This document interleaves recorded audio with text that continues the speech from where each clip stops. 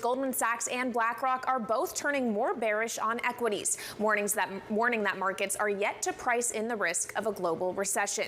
Bloomberg's Dani Burger is joining us now for more. So, Dani, no one could accuse the bears of hibernation.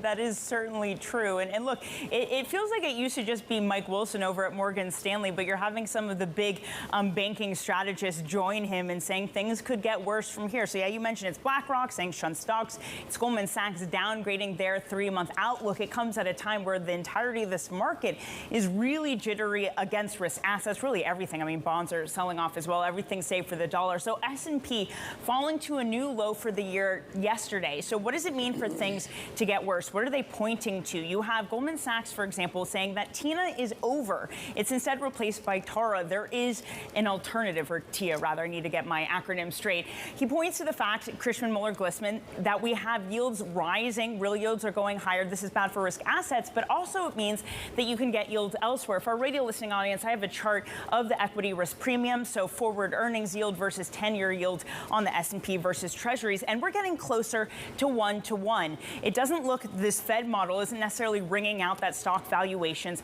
look good at this point. And I should say it's not just yields, it's not just bonds, it's also cash. Really short maturity instruments and cash-like instruments finally are yielding something. It's 2% and more in a lot of cases. And look, that's not a ton, but if you're really worried about this market, park it out in cash. At least that's what lots of folks have been doing. We're seeing money market funds nearing $5 trillion in assets.